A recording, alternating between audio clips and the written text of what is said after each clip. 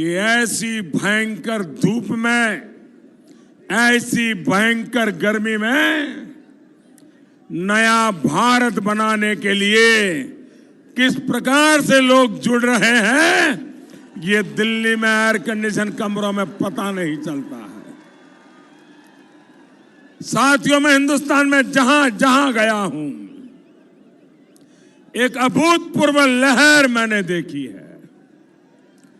चुनाव मैंने भी बहुत देखे हैं, चुनाव लड़ा भी हूं, चुनाव लड़वाए भी हैं, चुनाव प्रचार भी किया है और आपकी तरह कभी नीचे बैठ करके चुनाव अभियानों को देखा भी है। लेकिन इस बार मैं देख रहा हूं कि हिंदुस्तान का हर नागरिक इस चुनाव को अपनी जिम्मेवारी मान करके चल पड़ा है। एक एक हिंदुस्तानी इस चुनाव का सिपाही बन गया है। चुनाव कोई पार्टी नहीं लड़ रही है, उम्मीदवार नहीं लड़ रहा है, देश का उज्जवल भविष्य चाहने वाले हिंदुस्तान के नागरिक चुनाव लड़ रहे हैं। भाइयों, विश्व की,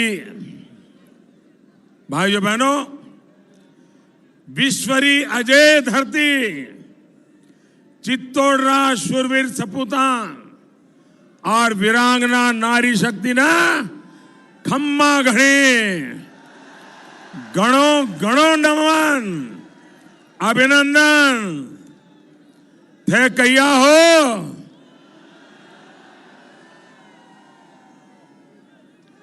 ये भारी जनसैलाब इस बात की गवाही है कि राजपूताना मेवाड़ का मूड क्या है।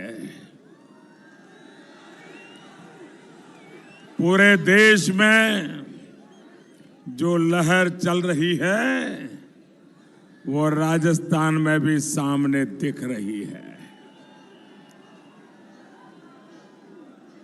राजस्थान का एक एक साथी इस चौकीदार के साथ चट्टान की तरह खड़ा रहा है और इसलिए मैं आप सभी का आभार व्यक्त करता हूं। और आज मैं आपके बीच दो हाथ जोड़ करके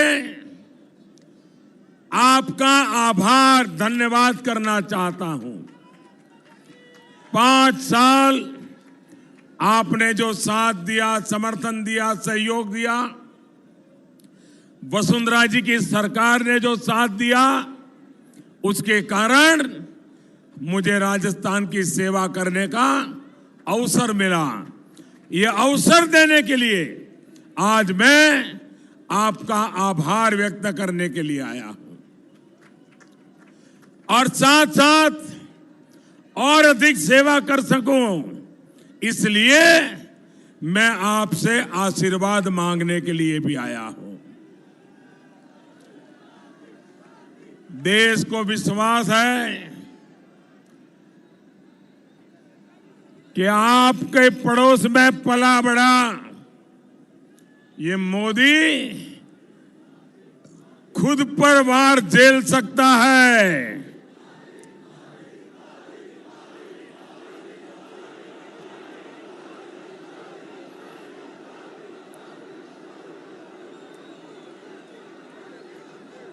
आपका ये प्यार, आपका ये उत्साह मेरी सर आंखों पर।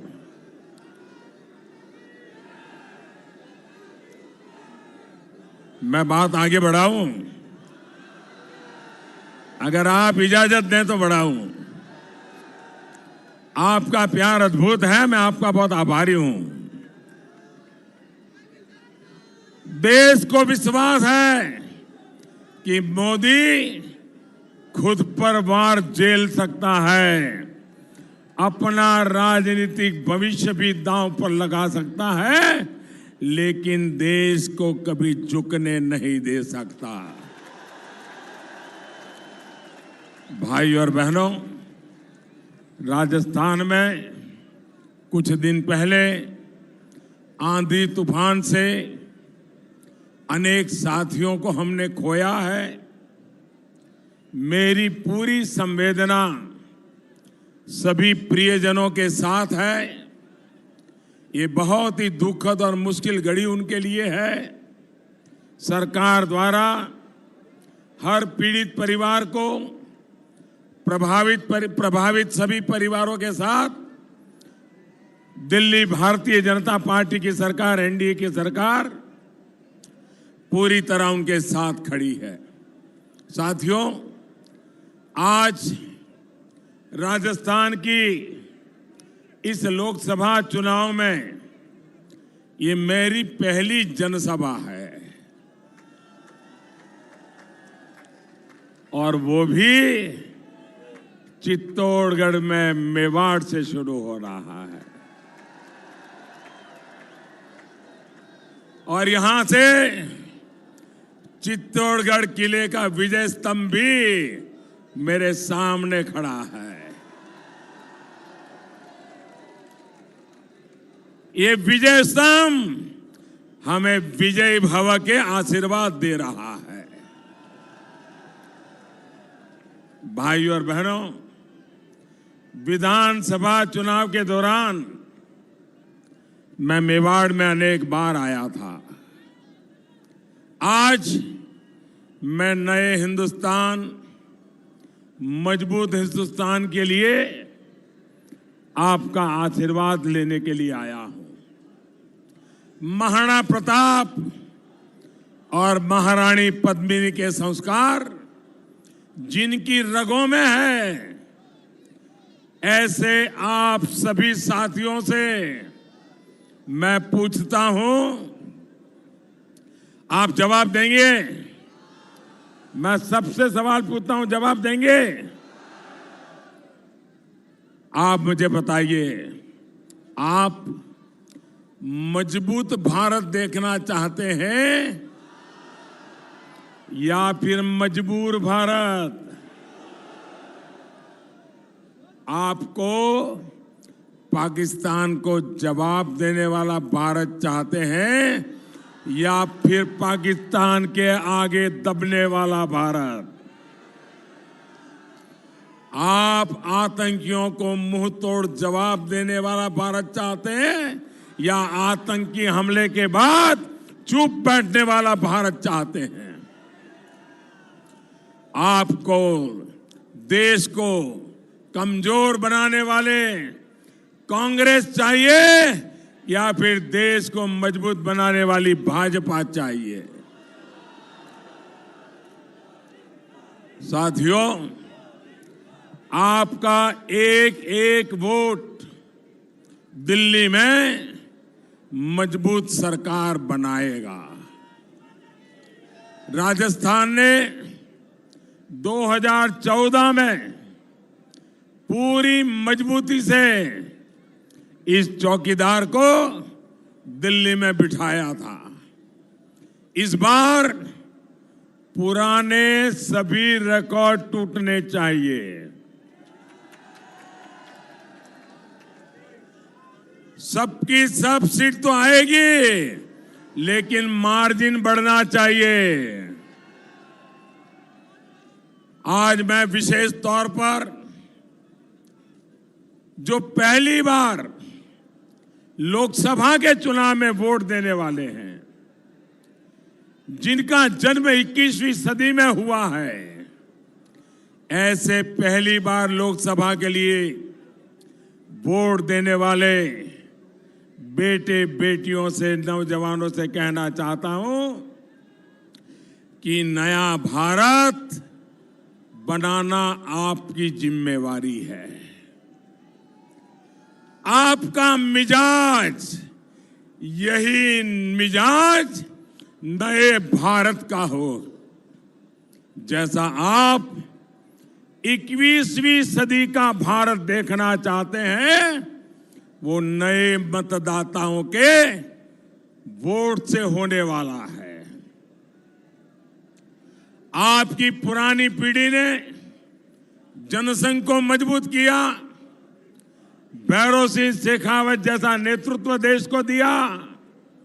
अब हम सबको नए भारत की दिशा तय करनी है। भाइयों और बहनों, स्वतंत्रता के बाद दशकों में कांग्रेस पर देश ने बहुत भरोसा किया था, लेकिन 5 दशकों से ज्यादा का समय कांग्रेस ने एक परिवार की सेवा में लगा दिया। इस दौरान देश के सामर्थ्य के साथ, देश के संसाधनों के साथ अन्याय ही अन्याय हुआ। हमारे साथ आजाद हुए छोटे छोटे देश हमसे कहीं आगे निकल गए, लेकिन हम विकास की उस स्थिति में नहीं पहुंचे जहां पहुंचना चाहिए था। इसलिए जब 2014 में आपने मुझे एक नया भारत बनाने का आदेश दिया, तो बिना एक पल गवाए मैं देश सेवा के अपने मिशन में जुट गया। भाइयों बहनों, आप वहां पर आपका प्यार, आपके नारे, आपका उत्साह सब मेरे तक पहुंच गया है।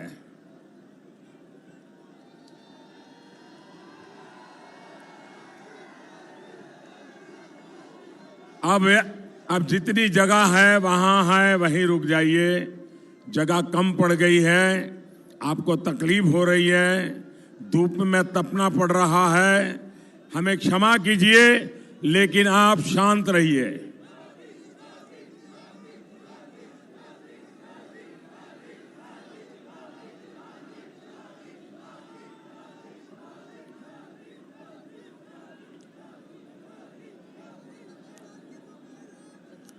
आप इजाजत दें तो बोलूं।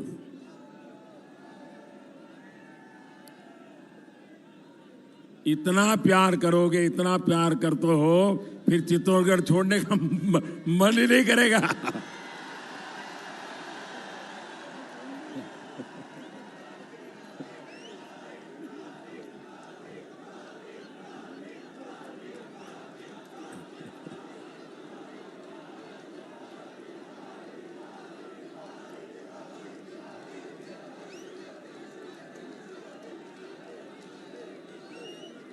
आप घंटों से ताप में तप रहे हो, और इसलिए मैं आपका लंबा वक्त लेना नहीं चाहता हूं, और मुझे यहां से बाड़मेर पहुंचना है। आप इजाजत दें तो बोलूं मैं।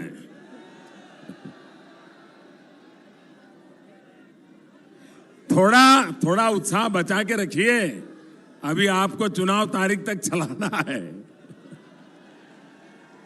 साथियों, 130 करोड़ देशवासियों के आशीर्वाद और विश्वास के दम पर ही हमने गरीबी के खिलाफ, गंदगी के खिलाफ, बीमारी के खिलाफ, अशिक्षा के खिलाफ, भ्रष्टाचार और काले धन के खिलाफ और आतंकवाद के खिलाफ जमकर के लड़ाई लड़ी है। हम देशवासियों के संगठित प्रयास का ही नतीजा है कि इन सभी लड़ाइयों में भारत को जीत हासिल हो रही है। साथियों, सरकार के काम करने के तरीके में एक और बड़ा बदलाव हम ये लेकर आए हैं। हमारी सरकार ने सामान्य मानवीय के जीवन में बदलाव के लिए न सिर्फ योजनाएं शुरू की, बल्कि उन्हें अंजाम तक पहुंचाया। वरना दशकों तक हमने ऐसी सरकारों को भी देखा था जो योजना शुरू तो कर देती थी, लेकिन वो पूरी कब होगी ये कोई नहीं जानता था। बड़ी बड़ी परियोजनाएं देश में दशकों से लटकी हुई थी, इसलिए भाजपा सरकार ने स्किल, स्केल, स्पीड को अपने काम करने का एक आधार बनाया। यानी काम ऐसा हो जो तेज गति से हो, बहुत बड़े पैमाने पर हो और पूरी कुशलता से किया जाए।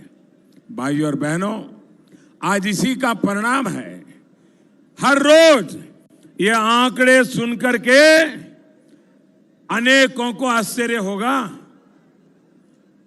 मैं आज एक दिन के काम का हिसाब देता हूं और जब सांवरिया सेठ के चरणों में बैठा हूं तो उसमें पाई पाई के हिसाब का महत्व होता है, पल पल के हिसाब का महत्व होता है। तभी तो सांवरिया सेठ की याद आती है। और इसलिए मैं भी हर शाम, हर दिन का हिसाब लेकर के सोता हूं, पूरे देश का हिसाब लेकर के सोता हूं भाई। और इसलिए मैं आज चित्तौड़ की धरती से एक दिन में क्या कर रहा हूं इसका हिसाब देना चाहता हूं। ये मैं सिर्फ एक दिन के सारे आंकड़े बताने वाला हूं। आज 5 साल में क्या किया आप जोड़ देना, आपको आश्चर्य होगा। और पल भर के लिए आप सोचिए कि आप एक दिन में कितना काम करते हैं, आपको पता चलेगा काम कैसे हो रहा है। हर रोज प्रधानमंत्री उज्ज्वला योजना के तहत लगभग 70,000 बहन बेटियों को मुफ्त गैस कनेक्शन मिल रहा है। ये मैं हर दिन की बात कर रहा हूं। हर रोज सौभाग्य योजना के तहत लगभग 50,000 घरों को बिजली कनेक्शन दिया जा रहा है। हर रोज जनधन योजना के तहत 2 लाख से ज्यादा गरीबों के बैंक अकाउंट खोलने का हमारा रेट रहा था। हर रोज मुद्रा योजना के तहत 1 लाख से अधिक उद्यमियों को बिना बैंक गारंटी लोन दिए गए हैं। हर रोज प्रधानमंत्री आवास योजना के तहत 11,000 से अधिक घर बन रहे हैं और उसकी चाबी सौंपी जा रही है। हर रोज स्वच्छ भारत मिशन के तहत 60,000 से अधिक शौचालयों का निर्माण हो रहा है। हर रोज करीब 1,30,000 किसानों को सॉइल हेल्थ कार्ड दिए गए हैं। हर रोज आयुष्मान भारत योजना के तहत 9 से 10,000 से अधिक लोग का मुफ्त इलाज हो रहा है। हर रोज प्रधानमंत्री सुरक्षा बीमा योजना से करीब 1,05,000 लोगों को लाभ मिल रहा है। साथियों,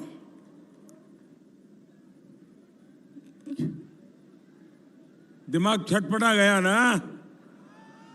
ऐसे भी आंकड़े हो सकते हैं क्या?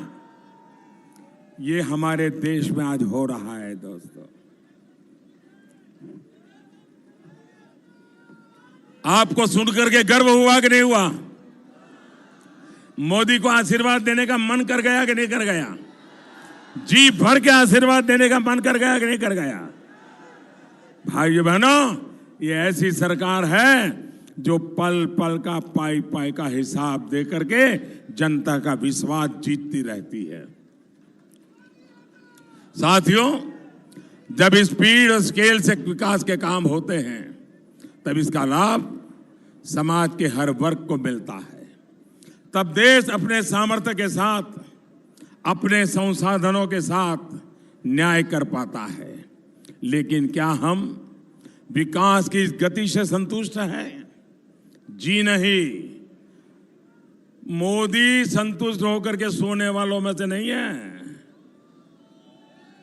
उसकी नेतृत्व तय किया है शरीर का कण कण, जीवन का पल पल सिर्फ आपके लिए। ये गति हमें 2000 के पहले से चले आ रही व्यवस्थाओं के बावजूद मिली थी। अब बीते 5 वर्षों में हमने व्यवस्थाओं में भी बहुत सुधार किया है। इसलिए अब अगले 5 साल में वो गति देखने जा रहा है जिसका उसे बरसों से इंतजार था। भाई और बहनों, कांग्रेस में ईमानदारी होती, देश के लिए कुछ करने का जज्बा होता तो वो सत्ता के इतने वर्षों में बहुत कुछ कर सकती थी। लेकिन उसने वोट बैंक की राजनीति की, सत्ता को अपनी तिजोरी भरने का माध्यम बनाया और लोगों से झूठ बोलकर उन्हें धोखा दिया। साथियों, यहां राजस्थान में लोग आकर के चिल्ला चिल्ला करके कह रहे थे, बड़े बड़े लोग आके कह रहे थे कि 10 दिन में किसानों का कर्ज माफ कर दूंगा। कहा था कि नहीं कहा था? कर्ज माफ हुआ क्या? कर्ज माफ हुआ क्या? लेकिन बताया यही जा रहा है कि राजस्थान में किसानों का कर्ज माफ हो गया। भाइयों बहनों, आप मुझे बताइए, कर्ज माफ हुआ है? आप में से किसी का कर्ज माफ हुआ है तो हाथ ऊपर करिए। कोई है क्या? कोई है क्या? पूरे देश ये देख रहा है। ये टीवी वाले जरूर दिखाएंगे कि ये राजस्थान का ये झूठ पूरे देश में फैलाया जा रहा है। अब आप देश को बताइए कि आपसे ही नहीं, पूरे देश से एक और झूठ बोला जा रहा है। साथियों, देश से पिछले 7 दशकों से ये लोग ऐसा ही झूठ बोलते आए हैं। इनकी केवल 3 सच्चाइयां हैं, उसमें वो झूठे नहीं होते हैं। इनके आचार में, विचार में, व्यवहार में, कल्चर में ये 3 बातें पक्की है। ये 3 कौन सी है? 3 बातें कौन सी सच्ची है? उनकी सच्चाइयां हैं, एक तो है नामदार परिवार, भ्रष्टाचार और झूठे वादों की भरमार। इसके अलावा कुछ नहीं है। भाइयों और बहनों, जिन किसानों को कांग्रेस ने ठगा, आज उनके साथ क्या सलूक हो रहा है। आज जब वो हिसाब मांग रहे हैं तो कांग्रेस के मंत्री किसानों का गिरेबान पकड़कर उनको गालियां दे रहे हैं। यहां पड़ोस में बरान में ही किसानों पर यूरिया के लिए लाठियां चली थी। 5 वर्षों में पूरे देश में कहीं भी यूरिया की दिक्कत नहीं आई, लेकिन यहां कांग्रेस सरकार बनते ही बिचौलियों की बैटरी चार्ज हो गई। भाइयों बहनों, कांग्रेस ने खुद तो वादा पूरा नहीं किया, लेकिन भाजपा सरकार ने किसानों के लिए जो बहुत बड़ी योजना बनाई है उसका लाभ भी आप तक नहीं पहुंचने दे रही है। देश में करोड़ों किसान परिवारों को पीएम किसान योजना के तहत पहली और दूसरी किस्त के पैसे खाते में मिल चुके हैं। राजस्थान के भी 50 लाख से अधिक परिवारों को यह मदद मिलनी तय हुई है, लेकिन कांग्रेस की सरकार सारे किसानों के नाम देने में आनाकानी कर रही है। भाइयों और बहनों, एक और बहुत बड़ा संकल्प हमने लिया है जिसका सबसे अधिक लाभ राजस्थान को होने वाला है, मेवाड़ को होने वाला है। बीते 5 वर्ष में जिस तरह हर गांव, हर घर तक बिजली पहुंचाने के लिए हमने दिन रात काम किया है, आने वाले 5 वर्षों में हम पानी के लिए वैसा ही काम करने चाहते हैं। और पानी के लिए अलग से जल शक्ति मंत्रालय हम बनाएंगे। आधुनिक तकनीक से देश की नदियां, समंदर और बारिश के पानी को सूखाग्रस्त क्षेत्रों में तकनीक के द्वारा कैसे पहुंचाया जा सकता है, समंदर के पानी को मीठा करके कैसे उपयोग में लाया जा सकता है, ये सारी बातों पर हम काम करने वाले हैं। वरना पानी को लेकर कांग्रेस का रवैया कैसा रहा है आप भी जानते हैं। साथियों, कांग्रेस ने आपसे वोट तो लिया, लेकिन आपके राजस्थान के खाते का पानी पाकिस्तान को पिलाती रही है। आप प्यासे रहे, कांग्रेस पाकिस्तान की प्यास बुझाने की चिंता करती रही। भाइयों और बहनों, अगर कांग्रेस ने दशकों पहले सिंधु जल संधि के मुताबिक हमारे हिस्से का पानी ही रोक लिया होता तो आज राजस्थान में भी पानी की किल्लत नहीं होती। अब इतने वर्षों बाद भाजपा की सरकार ने पाकिस्तान में बहने वाले पानी को रोकने के लिए एक बांध परियोजना पर काम शुरू करवाया है। अब आने वाले दिनों में आपके हक का पानी आपको मिलेगा, पाकिस्तान को नहीं मिलेगा। बस ये ध्यान रखिएगा कि कांग्रेस मजबूत होते ही सबसे पहला काम इस बांध परियोजना को रुकवाने का ना कर ले। जरा जागते रहना, वरना उन्होंने यही किया है, यही उनका काम करने का तरीका है। भाइयों और बहनों, अपनी इसी परंपरा पर चलते हुए देश में गरीबों, वंचितों, पिछड़ों, आदिवासियों के लिए जो भी काम किए जा रहे हैं उन पर रोड़ा अटकाने का काम यहां की कांग्रेस सरकार कर रही है। अभी तो नई आई है, लेकिन एक ही काम, परेशानियां पैदा करो। आपके इस चौकीदार ने पहली बार सामान्य वर्ग के गरीबों को 10% आरक्षण दिलवाया। ये काम बाकी समाज के हक को छीने बिना, छेड़े बिना हमने समाज को साथ रख करके किया है। लेकिन यहां की सरकार इसमें भी आनाकानी कर रही है। इसी तरह आयुष्मान भारत योजना से 5 लाख रुपए हर वर्ष इलाज के लिए गरीब को मिल रहे हैं। देश के करीब 50 करोड़ गरीबों को यह सुविधा दी जा रही है, लेकिन यहां की सरकार ने आपको 5 लाख रुपए के मुफ्त इलाज से वंचित रखा है। इतना ही नहीं, वसुंधरा जी के समय जो भामाशाह योजना चलती थी उसको भी ताले लगा दिए। ये जनता के दुश्मन है। भाइयों और बहनों, जो वोट के लिए गरीबों के स्वास्थ्य से खिलवाड़ कर सकते हैं वो देश का क्या भला करेंगे, आप सोच सकते हैं। साथियों, आपका ये चौकीदार देश की रक्षा के साथ साथ हमारे वीर वीरांगनाओं के संस्कारों में भी, रक्षा में भी जुटा हुआ है। वरना कांग्रेस ने तो उन्हें इतिहास से मिटाने की भी पूरी तैयारी कर ली थी। आपका ये चौकीदार ऐसा नहीं होने दे सकता।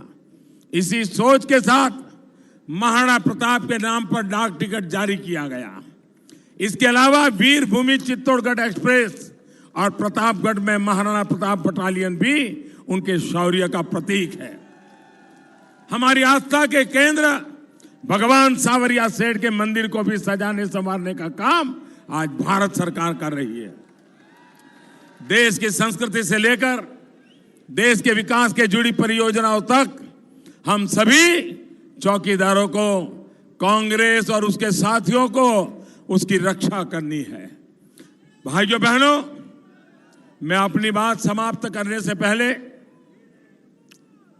आज जब मैं राणा प्रताप की धरती से राजस्थान के चुनाव प्रचार को आरंभ कर रहा हूं, लेकिन उस बीच जब मैं यहां आ रहा था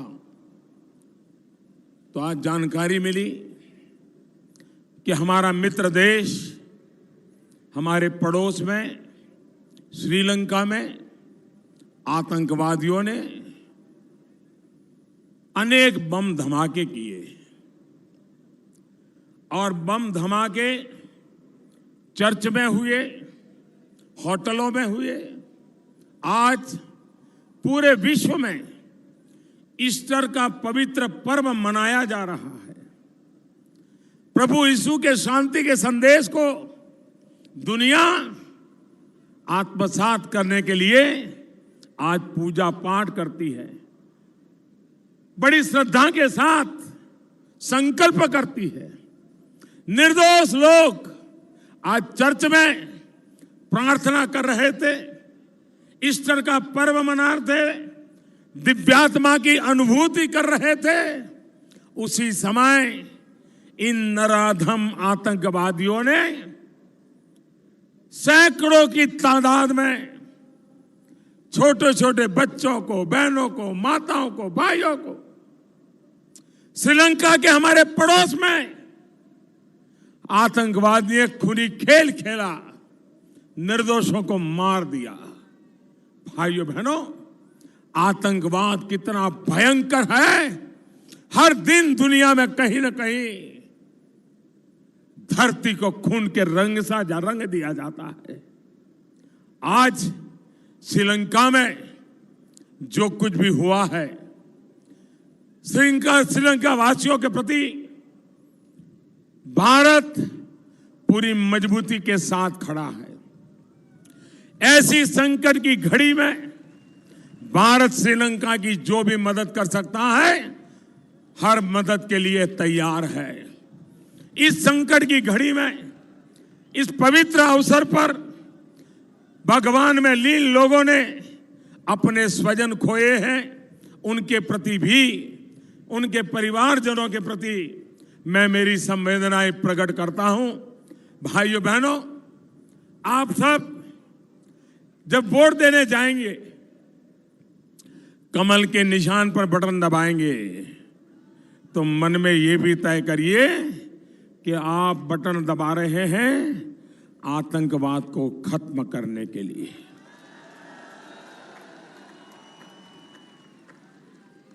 आपकी एक उंगली में ताकत है भाइयों, आपकी उंगली में एक ताकत है। आप कमल के निशान पर बटन दबाओगे, आतंकवाद के खिलाफ लड़ाई की मुझे ताकत मिलेगी। आप मुझे बताइए, आतंकवाद खत्म होना चाहिए कि नहीं होना चाहिए? नेस्त नाबूद होना चाहिए कि नहीं होना चाहिए? चुन चुन करके साफ होना चाहिए कि नहीं होना चाहिए? कौन कर सकता है ये काम, बताइए? मोदी के सिवाय कोई नाम दिखता है? मोदी के सिवाय कोई नाम दिखता है? आपको बता दीजिए, कोई कर सकता है क्या? ऐसे लोगों के हाथ में आप अपनी जिंदगी दे सकते हो, अपने बच्चों की जिंदगी दे सकते हो, अपने परिवार की जिंदगी दे सकते हो, हमारे राजस्थान की जिंदगी दे सकते हो, हमारे हिंदुस्तान की जिंदगी दे सकते हो। भाइयों बहनों, इस बार जब कमल के निशान पर बटन दबाओगे ना, तो आपके भीतर एक नागरिक की सजगता तो है, पर वीर सैनिक की सजगता भी होनी चाहिए, जो देश के लिए वोट डालता है, देश के उज्जवल भविष्य के लिए डालता है। दल से बड़ा देश होता है भाइयों, और इसलिए देश के लिए वोट डालना है। और मैं आपको विश्वास दिलाता हूं, आप जब कमल के निशान पर बटन दबाएंगे ना, आपका वोट सीधा सीधा मोदी के खाते में जाएगा, सीधा सीधा मोदी के खाते में जाएगा। भाइयों बहनों, आप मेरे साथ एक संकल्प लेंगे, पूरी ताकत से लेंगे।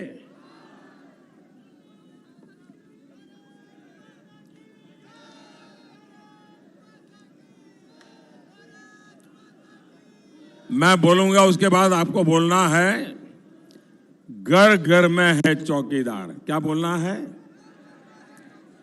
जरा जोर से बोलो, उधर से भी आवाज आनी चाहिए। इधर बड़े बड़े लोग बैठे हैं, लेकिन बोलो जरा, जरा इधर वाले भी बोलना भाई, जरा हाथ ऊपर करके बोलना। इधर बोलेंगे आप लोग, इधर भी, यहां पीछे भी, जो धूप में है वो भी। आपको बोलना है, घर घर में चौकीदार। क्या बोलना है? क्या बोलना है? बोलेंगे, भ्रष्टाचारी होशियार, भगोड़े पे कानून की मार, बंद व्यो कालो कारोबार, देशद्रोहियों पे कड़ा प्रहार, आतंक पे हो रियो आखिरी वार, दुश्मन हो जा खबरदार, घुसपैठियां भागिया सीमा पार, टूटेगा जात पात की दीवार, वंशवाद की वेगा हार, दागदार पे भारी कामदार,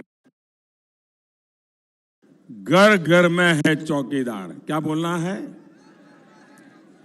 जरा जोर से बोलो, उधर से भी आवाज आनी चाहिए। इधर बड़े बड़े लोग बैठे हैं, लेकिन बोलो जरा, जरा इधर वाले भी बोलना भाई, जरा हाथ ऊपर करके बोलना।